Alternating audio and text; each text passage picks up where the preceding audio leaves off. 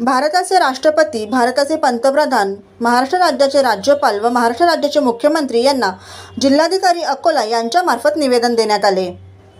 सर्वोच्च न्यायालय यांनी दिलेल्या अनुसूचित जाती जमाती वर्गात उपवर्गीकरण व क्रीमी लेअर निर्णयाची अंमलबजावणी ठराव संसद आणि विधानसभेत पारित न करण्याबाबत वरील विषयाच्या अनुषंगाने सर्वोच्च न्यायालय दिल्ली यांच्या 7 खंडपीठाने दिनांक 1 ऑगस्ट 2024ला अनुसूचित जाती जमाती वर्गात उपवर्गीकरण व क्रीमी लेअर अट लागू करण्याबाबतचा निर्णय दिला. या निर्णयामुळे संपूर्ण अनुसूचित जाती जमाती वर्गात प्रचंड रोष निर्माण झालेला आहे. भारतीय संविधानाचे शिल्पकार विश्वरत्न डॉक्टर बाबासाहेब आंबेडकर आणि संविधानकर्त्यांनी देशातील विषमता नष्ट करून समता प्रस्थापित करण्यासाठी तसेच मागासवर्गीयांच्या सत्ता प्रशासनातील सहभागासाठी व त्यांच्या हजारो वर्षांपासूनच्या सामाजिक आणि शैक्षणिक मागासलेपणा दूर करण्यासाठी संविधानात विशेष तरतूद करण्यात आलेली आहे. त्यांचे मागासलेपणा सध्या दूर झाल्याचा कुठलाच पुरावा उपलब्ध नाही. 70 वर्षात परिस्थिती पाहिजे तशी सुधारली आहे असे कोणताच आयोगाने कुठेही नमूद केले नाही.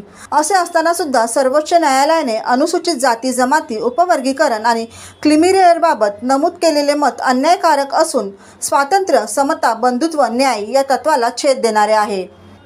महामहिम राष्ट्रपती महोदय, भारत सरकार व इतर वरील मान्यवरांना अकोला जिल्ह्यातील अनुसूचित जाती जमाती अधिकारी, कर्मचारी व सर्व मागासवर्गीय सामाजिक संघटनांच्या वतीने नम्र निवेदन देण्यात येत आहे.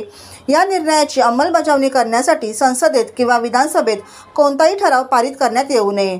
याबाबत सकारात्मक निर्णय घेण्यात यावा जेणेकरून अनुसूचित जाती जमातीच्या वर्गावर अन्याय होणार नाही ही नम्र विनंती केली आहे.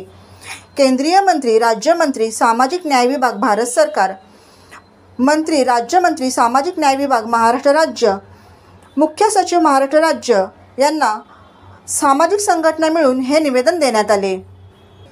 या संघटनांमध्ये जिल्हा कास्ट्राईब कर्मचारी महासंघ, बहुजन अधिकारी कर्मचारी संघ, सम्राट अशोक सेना महाराष्ट्र राज्य, doctor Babasaheb Ambedkar teachers association, all India आदिवासी एम्प्लॉईज फेडरेशन, बहुजन एम्प्लॉईज फेडरेशन, फुले शाहू आंबेडकर विद्वत सभा, महानगरपालिका, नगरपालिका, नगरपंचायत, कर्मचारी व सेवानिवृत्त कर्मचारी, कंत्राटी कर्मचारी संघटना, जिल्हा शहर हिंदू खाटी संघटना, अखिल भारतीय आदिवासी विकास परिषद विदर्भ, अखिल भारतीय आदिवासी वळेखन महासंघ, आदिवासी ब्रिजा क्रांती दल, फुले आंबेडकरी राष्ट्रीय विद्यार्थी युवक संघटना, आदिवासी एकता परिषद नवी दिल्ली, आदिवासी पारधी महासंघ ह्या संघटनांनी मिळून हे निवेदन देण्यात आले आहे.